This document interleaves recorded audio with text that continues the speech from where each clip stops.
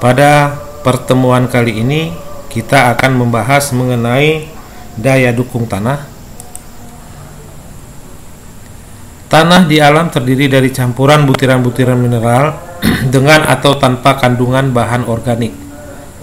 Di sini bahan organik umumnya terdapat di bagian lapisan paling atas tanah karena hasil pelapukan dari tumbuh-tumbuhan dan hewan-hewan yang mati. Sedangkan bahan yang anorganik umumnya berada di bagian yang bawah. Kemudian tanah berasal dari pelapukan batuan yang prosesnya dapat secara fisik maupun kimia. Jadi secara fisik di sini adalah pelapukan akibat kenanya matahari dan hujan, dan kimia adalah hasil reaksi kimia yang ada di dalam tanah. Berikutnya sifat-sifat teknis tanah dipengaruhi oleh sifat batuan induk yang merupakan material asalnya, juga dipengaruhi oleh unsur-unsur luar yang menjadi penyebab terjadinya pelapukan tersebut. Istilah seperti kerikil, pasir, lanau, dan lempung digunakan dalam teknik sipil untuk membedakan jenis-jenis tanah. Jadi tanah sendiri banyak penamaannya dan umumnya tergantung dari ukuran butiran kalau untuk bidang teknik sipil ya. Pada kondisi alam, tanah dapat terdiri dari dua atau lebih campuran jenis tanah. Kadang-kadang terdapat juga kandungan bahan organik. Material campurannya kemudian dipakai sebagai nama tambahan di belakang material unsur utamanya. Sebagai contoh, pasir berlempung adalah pasir yang mengandung lempung dengan material utama pasir. Lempung yang kemudian adalah contohnya lempung berlanau. Lempung berlanau adalah lempung yang mengandung lanau dengan material utama adalah lempung, dan begitu seterusnya. Identifikasi tanah. Tanah yang berbutir kasar dapat diidentifikasi berdasarkan ukuran butiran. Butiran yang berdiameter lebih besar dari 2 mm diklasifikasikan sebagai kerikil. Jika butiran dapat dilihat oleh mata tetapi ukurannya kurang dari 2 mm disebut pasir. Tanah pasir disebut pasir kasar jika diameter butiran berkisar antara 2 sampai dengan 0,6 mm. Pasir sedang jika diameternya antara 0,6 sampai dengan 0,2 mm, dan pasir halus bila diameternya antara 0,2 sampai 0,06 mm. Sedangkan lanau adalah tanah yang berbutiran lebih kecil dari 0,075 mm.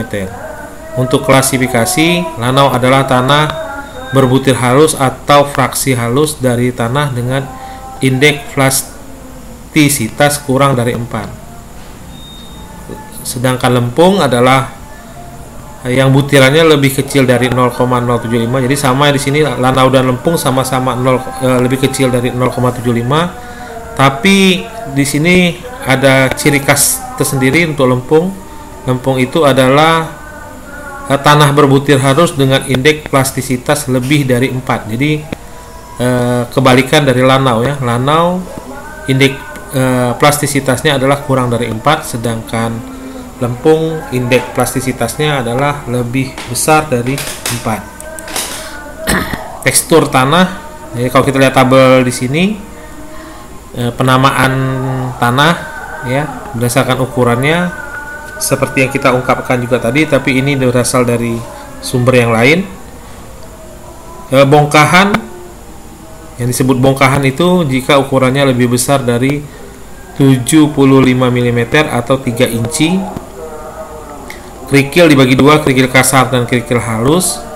Untuk kerikil kasar dia 75 mm sampai dengan 19 mm, sedangkan kerikil halus 19 mm sampai dengan 4,476 mm. Berikutnya adalah pasir. Pasir dibagi tiga, ada pasir kasar, sedang, dan halus. Pasir kasar 4,76 sampai dengan 2 mili, pasir sedang 2 mili sampai 0,42, pasir halus 0,42 sampai dengan 0,074.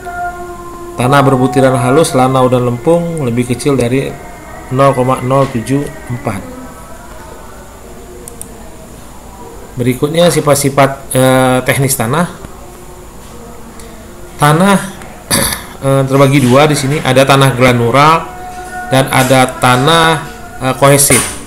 Jadi kita bahas dulu tanah granular. Tanah granular adalah seperti pasir, kerikil, batuan dan campurannya, mempunyai sifat teknis yang sangat baik. Sifat-sifat tanah tersebut antara lain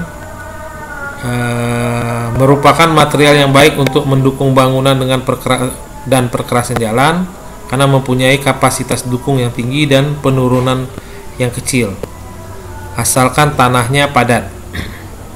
Kedua, merupakan material yang baik untuk tanah uruk pada dinding penahan tanah, struktur tanah bawah, dan lain-lain, karena menghasilkan tekanan lateral yang kecil. Jadi tanah granular ini adalah tanah yang berbutir. Dia lebih identik ke pasir. Jadi tanahnya tidak lengket ya, tidak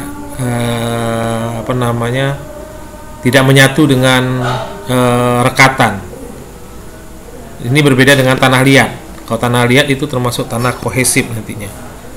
Jadi kalau ciri ini, dia kalau kena air dia tidak lengket seperti tanah liat ya. Dia lebih cenderung lebih mirip ke pasir, tapi bentuknya adalah tanah. Tanah dengan pasir bedanya adalah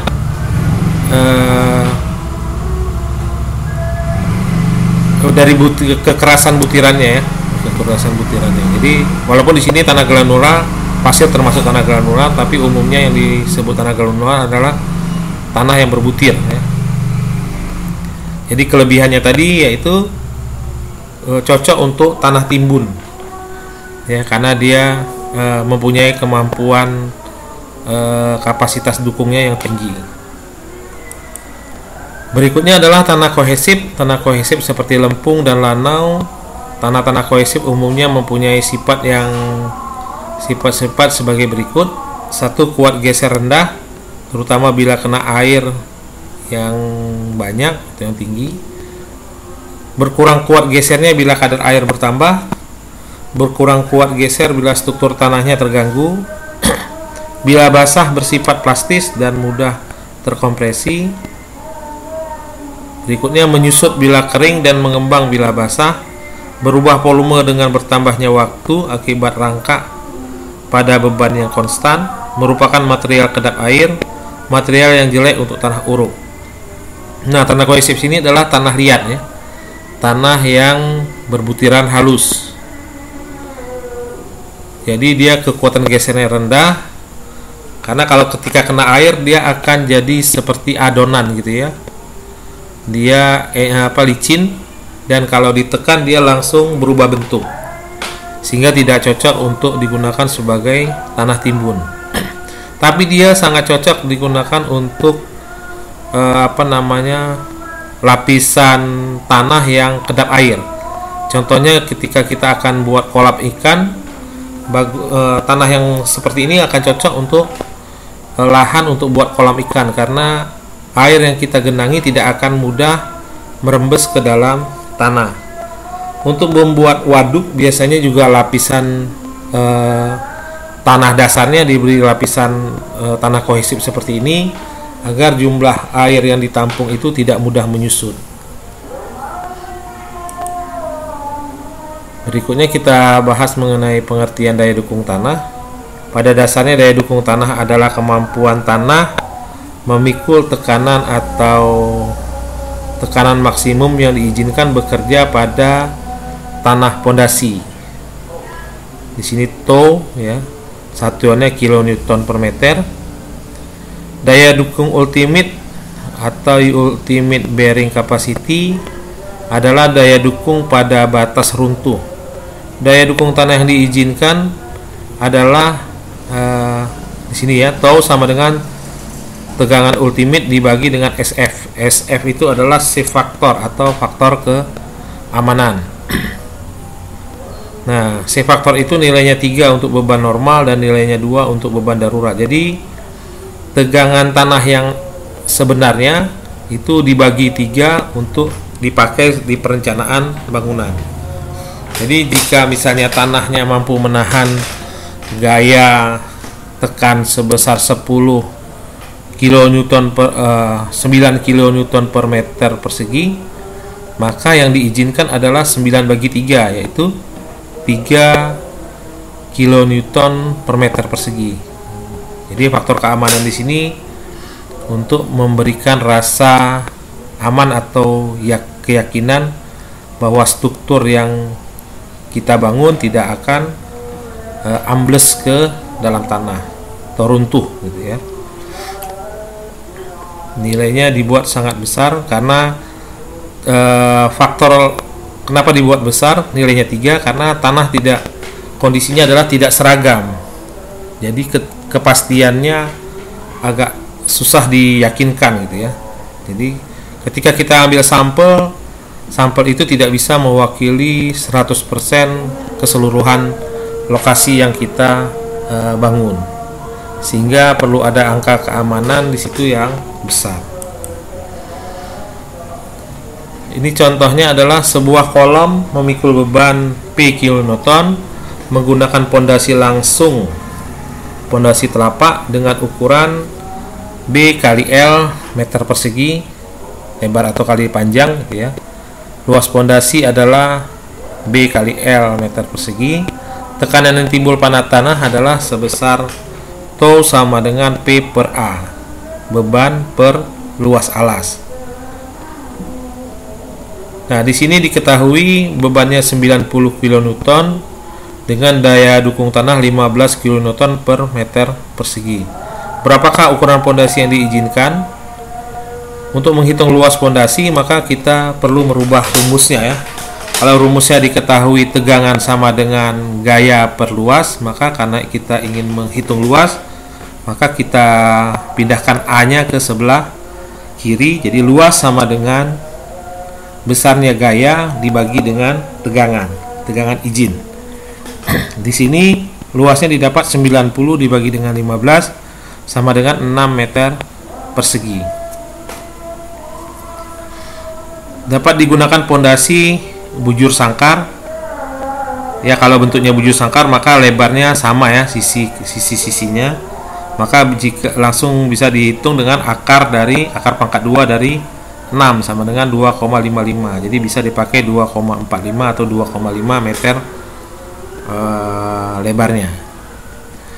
Atau bisa juga menggunakan 4 persegi panjang dengan 2 kali 3 gitu ya. Sama juga dengan 6 luasnya. Terdapat beberapa bentuk pondasi langsung, yaitu pondasi yang persegi, bulat, lajur. Ya, persegi biasa petak bulat gitu ya. Dan lajur ini yang menerus, yang continue. Besarnya tegangan izin ditentukan dan dibatasi oleh aman terhadap runtuhnya tanah, kemudian aman terhadap penurunan akibat konsolidasi tanah. Yang pertama, penurunan total tidak terlalu besar, penurunan atau deflection sangat tidak merata. Kemudian yang mempunyai pengaruh terhadap daya dukung tanah ultimate suatu tanah adalah nilai parameter tanah, ya, parameternya. Kemudian kedalaman pondasi. Jadi makin dalam pondasi umumnya kekuatan tanahnya makin besar. Kemudian ukuran dan bentuk pondasi. Begitu juga ukuran makin besar, tentu kemampuan menahan bebannya juga akan semakin besar. Sifat tanah terhadap penurunan. Ini contohnya tanah granular dengan tanah kohesif gitu ya. Kalau granular tentu penurunannya akan sangat sedikit dibandingkan dengan yang kohesif. Kedalaman muka air tanah. Nah, air tanah ini akan juga sangat mempengaruhi kuat daya dukung tanah.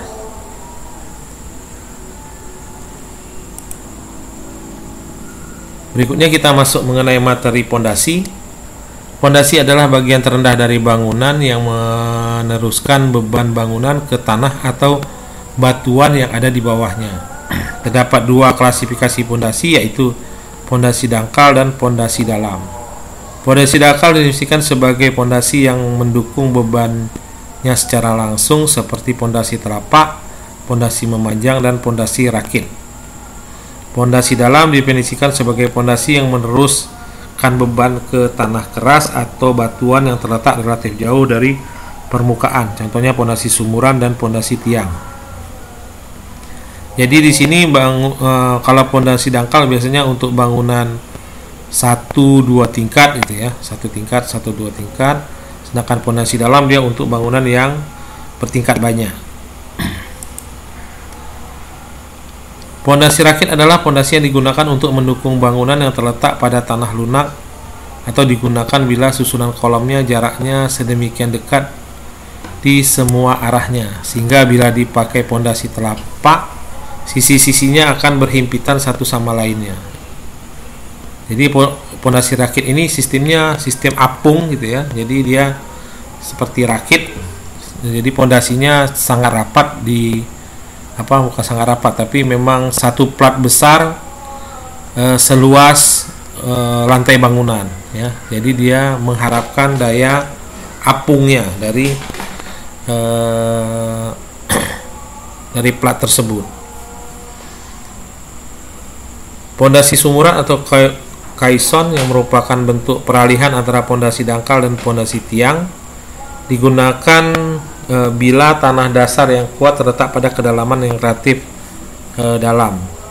Jadi sebenarnya kalau ada sebagian ahli membagi pondasi itu bukannya 2 tapi 3 ya, pondasi dangkal, sedang dan dalam. Sebagian lagi membaginya 2 yaitu dalam dan dangkal. Jadi pondasi sumuran ini termasuk pondasi yang di kelas menengah ya, yaitu pondasi sedang ya, tidak dalam dan tidak dangkal. Membedakan pondasi sumuran dengan pondasi dangkal dari nilai kedalamannya D dibagi dengan lebarnya. Jadi ketentuannya dia termasuk pondasi dalam atau dangkal, lihat D per B nya. Jika D per B nya lebih besar dari 4, itu pondasinya adalah dalam, sedangkan untuk pondasi dangkal D per B nya itu lebih kecil dari 1. Nah, ini gambar jenis pondasinya. Yang A ini adalah pondasi memanjang, pondasi menerus ya dari batu gunung. Kemudian yang B adalah pondasi telapak. Dia bisa dari beton bertulang tapaknya. Tapaknya ini bisa segi 4, bisa juga lingkaran. Kemudian pondasi rakit ini seperti ini. Lebarnya pondasi itu selebar bangunan. Ya, besar. Dia mengharapkan apung dari tahanan platnya ini. Kemudian sumuran atau kaison ya, dalamnya maksimal sampai 6 meter. Dia biasanya dimulai dari 2 meter sampai 6 meter untuk kedalaman pondasinya. Kemudian ada tiang pancang. Tiang pancang dia untuk pondasi yang sangat-sangat dalam, yang lebih dari 10 meter, lebih dari 6 meter ke ini ya. Karena sumuran batasnya 6 meter, jadi tiang pancang bisa lebih dari 6 meter.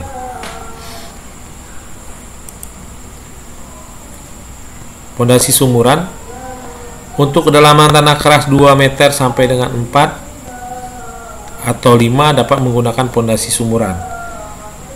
Jadi sebagian ada yang membatasi ini sampai 6 meter ya.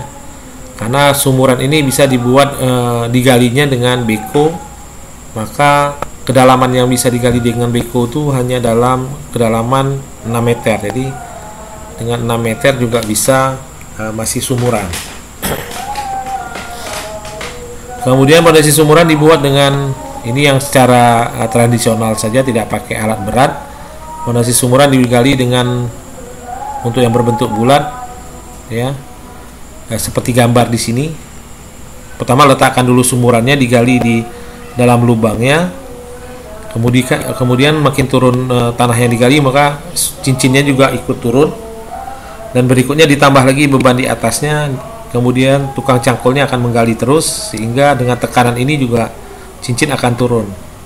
Ini kondisinya kalau tanah di samping tanah yang digali ini adalah tanah yang granular ya, tanah yang mudah runtuh. Tapi kalau dia tanah liat biasanya langsung digali dulu baru dipasang cincinnya. Di sini penampang sumuran dapat dilihat ya. Di atasnya biasanya ada pur ya, yang menyatukan tiang dengan pondasi sumurannya, ada pur. Sama seperti tiang pancang juga ada pur yang menghubungkan tiang dengan tiang pancangnya.